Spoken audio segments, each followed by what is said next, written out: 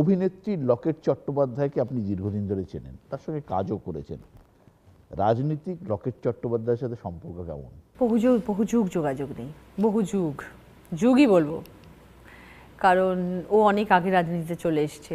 আমি অনেক দিন ছবি করা বন্ধ করে দিয়েছিলাম আমার ছেলের জন্যে।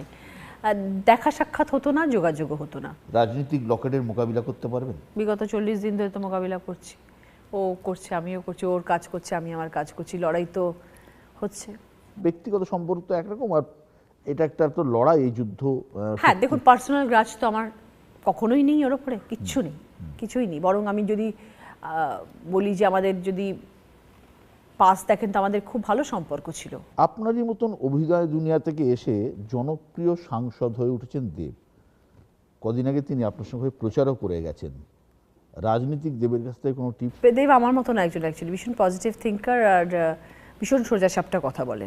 দেব আমার সতেও একই কথা বলেছেন যে রচনাদিকে আমি অনেকদিন ধরে চিনি, রচনাদি খুব স্ট্রেট ফরওয়ার্ড মহিলা, কিন্তু রচনাদিকে মানে ভুলভাবে ব্যবহার করা হচ্ছে এবং ভুলভাবে কেউ মিসগাইডও করছে।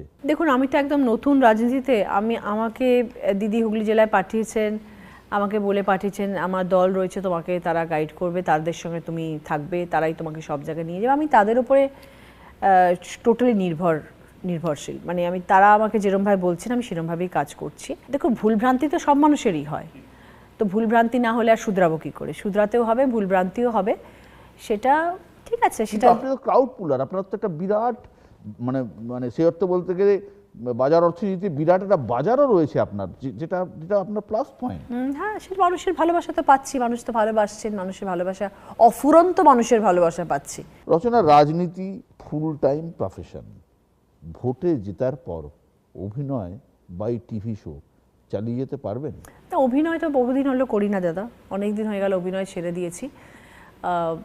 শুধু টিভি শোটাই করি, কিন্তু সেটা তো এই মুহূর্তে ছাড়ার পরিকল্পনা আমি কিছু করিনি, বা মানে এরকমও কোনো রকম আমার চিন্তাভাবনা নেই যে আমি আগামী দিনে ছেড়ে দেবো। কারণ আমি যখন এই প্রচারে যাচ্ছি তখন কিন্তু আমাকে সাধারণ মানুষ একটাই কথা বলছেন, রাজনীতিতে এসছেন, আমাদের জন্য কাজ করবেন, থাকবেন, খুব ভালো কথা, দিদি নাম্বার 1 যেন না ছাড়া হয়। এই যে ধরুন মানে আপনার শো এত জনপ্রিয়, এর এই যে আপনি পাবলিকের সাথে কানেক্ট করতে পারেন বলছেন, এর ইউএসপিটা কি? মন থেকে কথা বলা, রচনা ব্যানার্জি খোলসটাকে বার করে দিয়ে এসে কথা বলা। আমি শিল্পী, আমার শিল্পী সত্তা, আমার পপুলারিটি, আমার স্টারডম নিয়ে আমি দিদি নাম্বার 1 করি না। এবং তারা যখন কিছু বলে আমি তাদের কথায় চোখের জল ফেলি, তারা যখন কিছু হাসে আমি তাদের সাথে হাসি। আমি আর্টিস্ট, আমি সেটা তখন ভুলে যাই। আমি যখন মঞ্চটায় ঢুকি দিদি নাম্বার 1 মঞ্চে, আমি তখন আর্টিস্ট হয়ে থাকি না। এই জায়গায় দাঁড়িয়ে আপনাকে জিজ্ঞেস করি রচনা, যে আপনার যে লোকসভা কেন্দ্র হুগলি, তার বেশিরভাগটাই তো রুরাল, অলমোস্ট পুরোটাই রুরাল বললেই চলে। কিভাবে কানেক্ট করছেন, মানুষের চোখ দেখছেন, বুঝছেন, কি বুঝছেন? দেখো, কথা বলার চেষ্টা করছি, মানুষের কাছে পৌঁছানোর চেষ্টা করছি। সবার সঙ্গে যে 1 to 1 কথা বলতে পারছি তা তো নয়, কারণ সেই সময়টা আমার কাছে নেই। খালি এখন জনসংযোগ করার চেষ্টা করছি, মানুষের কাছে গিয়ে হাত জোর করে দাঁড়ানোর চেষ্টা করছি যে আমি আছি তোমাদের পাশে, বিশ্বাস রেখো। মানুষ বিশ্বাসটা হারিয়ে ফেলেছে বিগত 5 বছরে। মানে আপনি বলছেন লকেট আসেনি? সেটাই মানুষের বক্তব্য, আমি তো বলছি না। আমি তো হুগলি জেলায় 1.5 মাস আগে এসেছি। মানে অভিনেতারা ভোটে যেতেন, তারপর আর উপদ মারান না।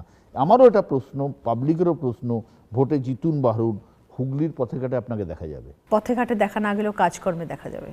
কাজ করতে এসেছি যখন, কাজ তো ডেফিনেটলি করবো। মানুষের পাশে যখন এসেছি, আসতাম না, যখন এসেছি।